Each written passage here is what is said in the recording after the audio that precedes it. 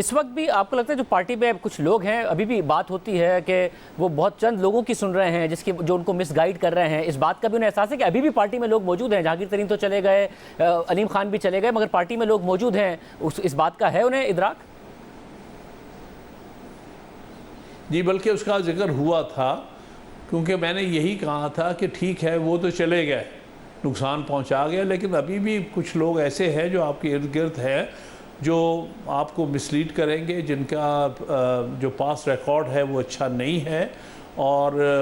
इसलिए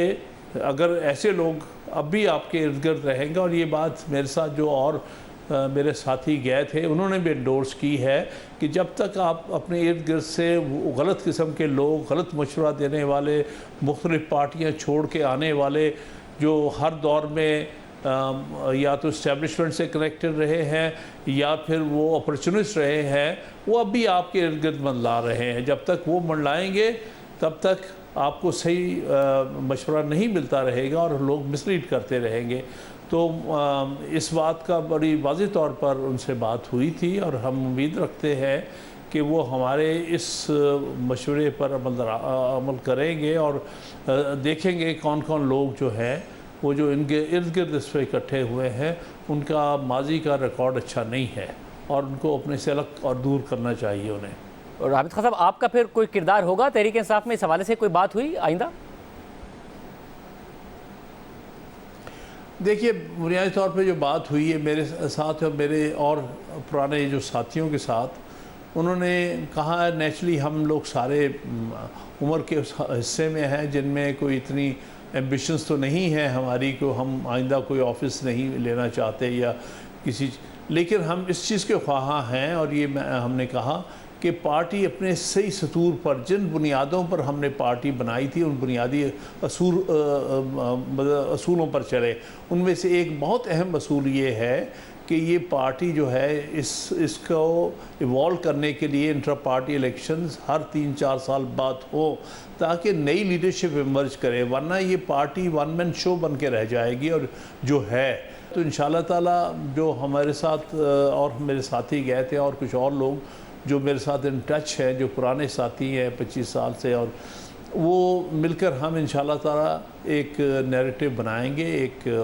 और वो इंशाल्लाह पेश करेंगे उन्हें। वैसे मगर अभी तो पिछले दिनों तो इलेक्शन हुए हैं जिसमें वो मुंतखब हुए हैं पार्टी के चेयरमैन की हैसियत से, और पहले आपने देखा जैसे वजीउद्दीन साहब के साथ क्या हुआ जब उन्होंने बताया कि पैसा चला है, जहांगीर तरीन साहब और दूसरों का जिक्र किया। फिर तस्नीम नूरानी साहब के साथ क्या हुआ? तस्नीम नूरानी साहब ने अभी 2 दिन पहले आर्टिकल लिखा है जिसमें उन्होंने दीगर जमातों की नाकामी के साथ साथ इमरान खान की भी इस नाकामी का जिक्र किया कि किस तरीके से उन्होंने इंस्टीट्यूशन नहीं बनने दिया तहरीक इंसाफ को। तो बनने देंगे आपके ख्याल में आइंदा?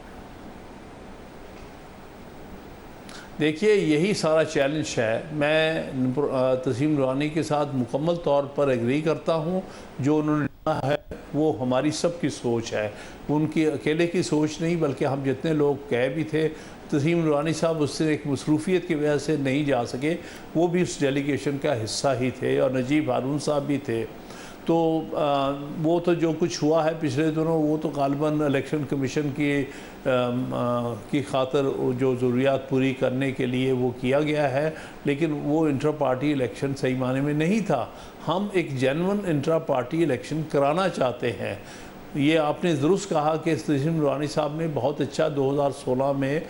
तैयारी की हुई थी, उसको भी सेबोटाज करने में इन्हीं हजरात का, तरीन साहब का और अलीम साहब का हाथ था, क्योंकि वो समझते थे कि अगर पार्टी वर्कर्स के वोटों से फैसला हो गया तो उनको